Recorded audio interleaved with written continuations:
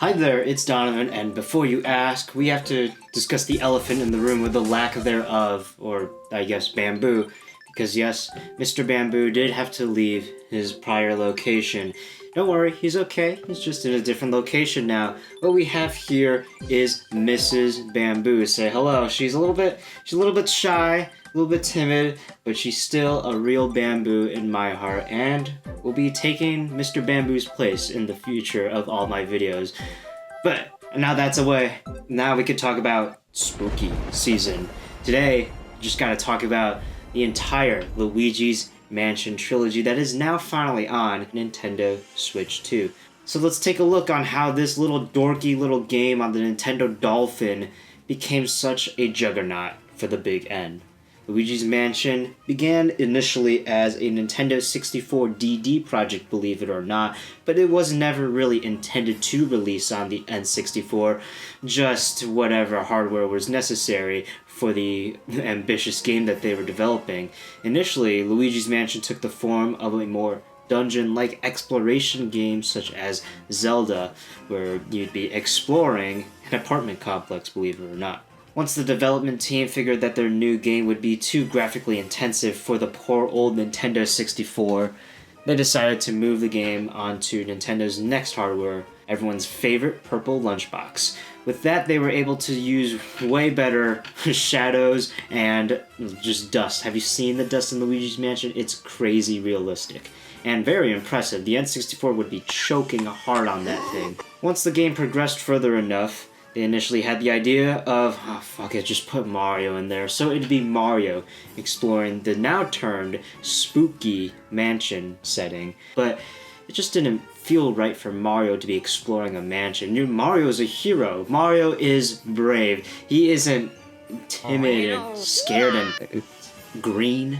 So they had the idea to put in Mario's little timid brother, Luigi. And this game is kind of where Luigi's personality first sprouted from. At E3 2000, they showed off Luigi's Mansion for the first time to the excitement of... Yeah, this was poised to be the launch title for the Nintendo GameCube, Nintendo's big competitor, going up against the PlayStation 2. What was their answer? Mario's snobby little brother. This game did have some excitement, but it also drew a lot of confusion. Where is Mario? We don't want to see this little green booger walking around sucking up ghosts. And unfortunately, this just wasn't really the flair Nintendo was looking for back with the GameCube. I mean, when they were demonstrating Luigi's Mansion at first, Miyamoto was messing around with the GameCube controller for the first time, and it was like when he pressed the A button, the ghost would burp.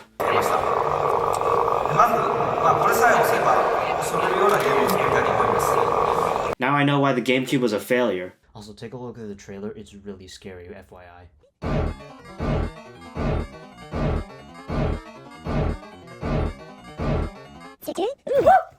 That trailer had a bunch of pre-rendered cutscenes and even showed dead Luigi. Remember that? Always a fun time speculating about children's games being like rated M behind the scenes. Luigi's Mansion released to pretty positive reviews, though some critics saying it was pretty short, but I feel like that's one of the game's strengths, making it just a very replayable game.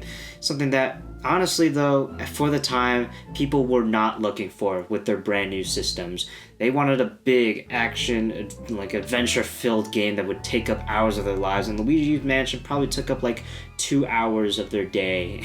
Although selling well and having its fans, Luigi's Mansion didn't really succeed very well at being a launch title for the Nintendo GameCube. But with all that fan excitement came desires for a sequel, and we would get that with the start of development of Luigi's Mansion 2 in 2009, spearheaded by Next Level Games. In fact, Next Level Games, they were actually developing, I believe, a Metroid game for the Nintendo 3DS. They pitched the idea, and producer Kensuke Tanabe said, "Oh, that's great! You're working on the next Luigi's Mansion game." What? Here you go, sir. This is me demonstrating a perfectly made Big Mac. Great, welcome to Panda Express.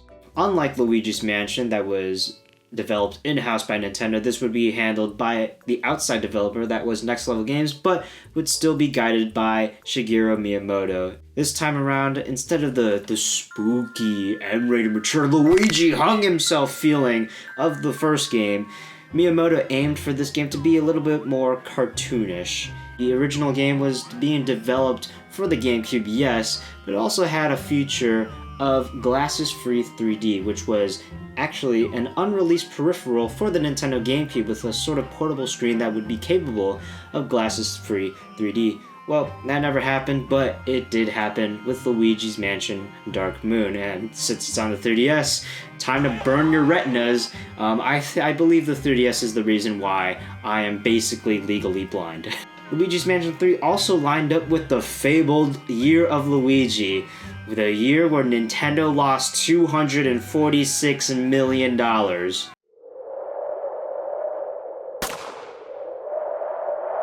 They are never doing that again. Poor Luigi.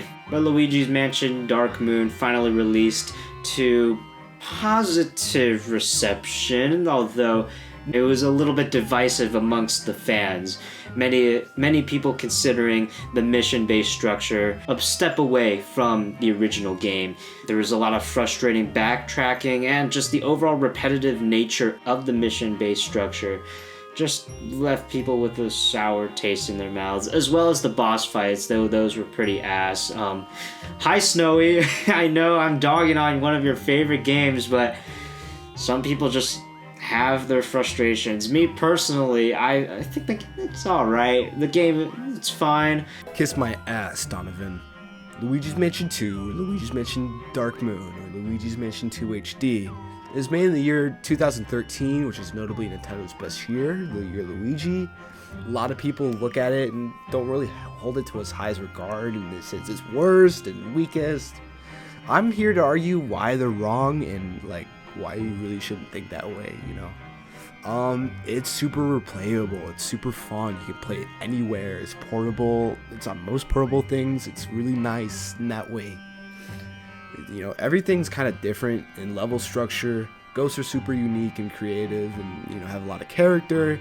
You can collect all these things like gems and money, music's great, and the multiplayer is the best ever. In the end, Luigi's Mansion Dark Moon sold 8 million pieces on the Nintendo 3DS, which, that's pretty big. 8 million pieces of anything is huge, but for Luigi's Mansion, this was a big step forward for the series. Luigi's Mansion on the GameCube was a launch title, but it only sold like 3.3 million pieces, which, pretty decent. It's more than Pikmin, or a little bit more than Metroid Prime, honestly, but I think. This was big numbers for Luigi's Mansion Now series, and just it only meant good things from here on out. In the grand old year of 2024, the year where most Nintendo fans were in purgatory waiting for the Nintendo Switch, for anything about the Nintendo Switch 2, they released Luigi's Mansion 2 HD.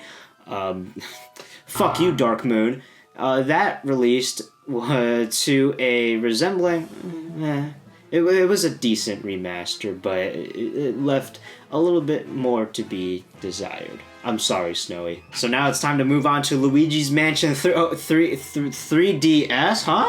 No. The next game is actually Luigi's Mansion, again, released in 2018 for the Nintendo 3DS. This was just a quick remaster where Luigi no longer looks like a dork, he looks like a lovable dork. I played this version of Luigi's Mansion. This is how I first played Luigi's Mansion, and I remember beating the game at school. I beat it in 8th grade. Wow. That was a lot. I feel old now. I feel old saying that, even though I wasn't even alive when the first Luigi's Mansion was released. But the release of this game finally fulfilled the age-old wish of 3D for Luigi's Mansion 1. Too bad I'm like one of 3 people that actually own this game because it released after the Switch launched. But now we get to 2019 with the release of Luigi's Mansion 3. This game broke away from the mission-based structure of 2 and had a very big hotel structure with differing levels, and it just came out of nowhere at E3, and it released, and wow, what a I know, great video. There's just not too much we know about development of Luigi's Mansion 3.